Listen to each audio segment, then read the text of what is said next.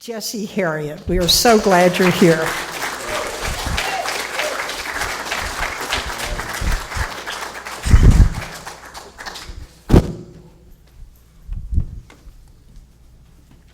Hello. Can you guys hear me? Is this on? It's on. Everybody take a deep breath, in through the nose, out through the mouth. There's a special meditation that I love to do every morning. It's called the Universal Form. It was created by a guy named Lawrence Tan, practiced martial arts, kicking butt for 20 years and spent the last 20 years of his life, well, he's still alive, so not last, but the second 20 years of his life practicing internal martial arts. So I love to take a deep breath whenever I have something going on, something important. What we're doing when we do that, we're metabolizing our situation, and we're also pulling strength from the earth. Did you not know that whenever you feel frustrated, down, low, or not so beautiful, that you are always supported? Mother Earth, what we call in Hebrew, Ha-Adamah, is always supporting us. Always supporting us. And so, with that awareness, we can make it through anything. Tell someone, I can do anything. Go ahead. I can do anything. By the way, I love to give out temporary licenses, so you guys help me preach this morning. Just don't tell the Unity Board. What I want to talk about today is the magic of everyday life. And I love to talk from messages like this I call grounded in a little bit of spirituality and a combination of real talk, because my life is an ordinary life. I think that the sacred is always revealed in the simple, and I think that the immanent, what we call God or spirit, is always revealed, the transcendent, is always revealed in the life of the immanent. If you want to exercise, just on a pragmatic sense, get out and start walking.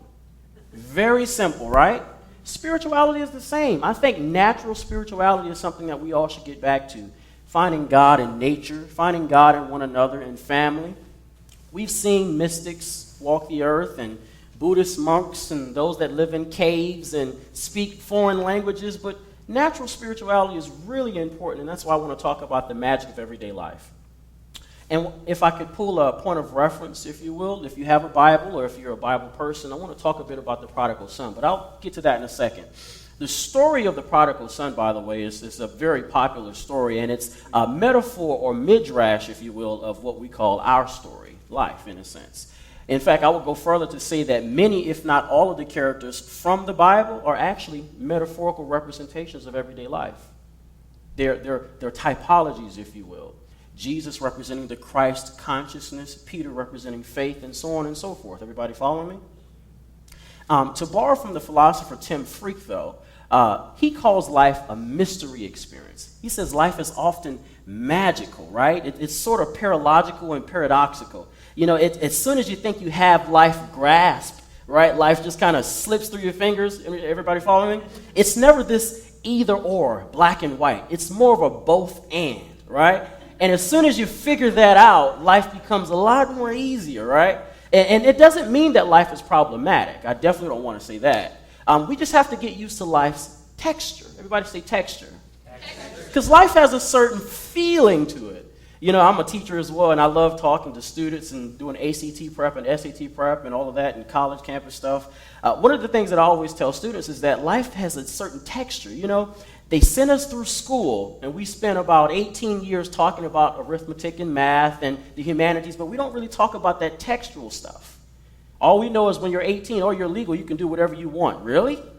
You didn't tell me about relationships when I was in 10th grade. We didn't talk about marriage in 7th grade. Dating. How do we make it through all of that stuff? That's where the magic comes in at. So life is definitely not problematic. I think it's our approach to life that makes it, in a sense, problematic. Everybody follow me? Jesus said it like this. Jesus said that I have come that you may have life, watch this, and have it more abundantly. The Greek word for life is zoe. Everybody say zoe. Zoe. Now you can speak another language, right?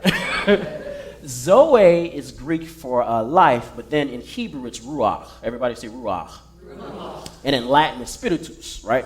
All of it is, in a sense, an attempt to describe life or wind, right? This wind, this essence. So the question becomes, to pull from Jesus' comments, how do we get more of spirit into our life, right, without destroying our life? What is this life more abundantly that Jesus is trying to get to us? Anybody can testify to the fact that when they, in a sense, are going through that transformational stage and things are coming into their lives and that newness is coming into your life, but it seems to blow other things out, and you're trying to grasp hold to the other things while also grasping hold to that newness that's coming in. Everybody follow me? You get in a good relationship, but the old stuff keeps coming back up. She doesn't do it like Glenda. She doesn't do it like Jesse. She doesn't do it like... You follow me?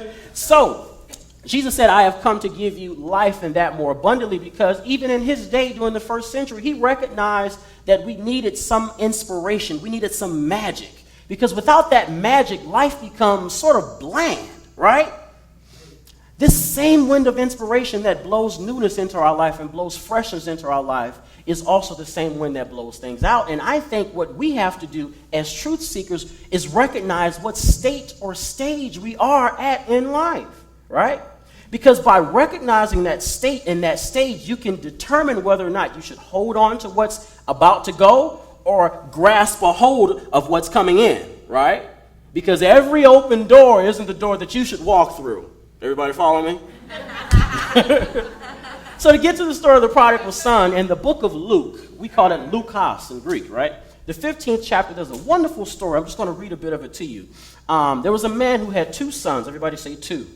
I'll talk a bit more about that in a second. The younger one said to his father, right, Father, give me my share of the estate. So he divided his property between them. He wanted to go out and venture out, enjoy the world. I'll get to that. Not long after that, the younger son got together all he had, set off into a distant country, right, and there squandered his wealth in wild living. After he had spent everything, there was a severe famine in that country, and he began to be in need, so he went and hired himself out to a citizen of that country who basically sent him through the works. He had to work in the field, he had to hang out amongst pigs, and so on and so forth. Everybody following me? The important part, when he came to his senses, he said to himself, how many of my father's hired servants have... Follow me? So to get to the story of the prodigal son, in the book of Luke, we call it Lukos in Greek, right?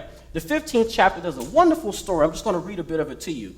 There was a man who had two sons. Everybody say two. I'll talk a bit more about that in a second. The younger one said to his father, right, Father, give me my share of the estate. So he divided his property between them. He wanted to go out and venture out, enjoy the world. I'll get to that.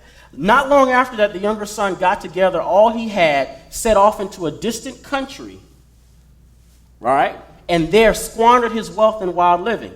After he had spent everything, there was a severe famine in that country, and he began to be in need, so he went and hired himself out to a citizen of that country who basically sent him through the works. He had to work in the field, he had to hang out amongst pigs, and so on and so forth. Everybody following me? The important part, when he came to his senses, he said to himself, how many of my father's hired servants have food to spare when I'm here starving to death? Right? Father, he came back to his father and said, I have sinned against heaven and against you. I am no longer worthy to be called your son. Make me like one of your hired servants. So he got up and went to his father, but while he was still a long way off, his father saw him, was filled with compassion, and so on and so forth, ran, greeted his son, dressed him up, and brought him back, in a sense, into the fold. Now I kind of rushed through that story, but I wanted to get to a larger point.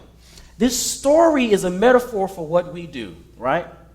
It's a metaphor for how life works oftentimes. When life becomes unappealing to us, when that magic is gone, right, we often drift away from the present, right, in search of some futuristic goal, something out there that we feel will complete us or make us whole, some feeling or appetite that we think will bring us satisfaction. Notice, in the story, one of the most important principles here is that the father never left. Tell someone, the father never left. The father remained present, right, while the son ventured out. Metaphorically speaking, who is the father? The father is your soul, that God particle, that deep part of you, what we call the deep soul, that deep self that never leaves you or never forsake you. Why? Because it is you. It will never leave itself. Everybody following me? But the son ventured out, and this is what we do in consciousness. We venture out, right, whenever our lives become unappealing, whenever life becomes boring or bland. We venture out because we feel I need to do this, or do that or take on this in order to make me more complete. When to be honest, you are already complete and perfect where you are with what you have. Your goal, watch this, is to figure out that gift, to determine that gift. Watch this.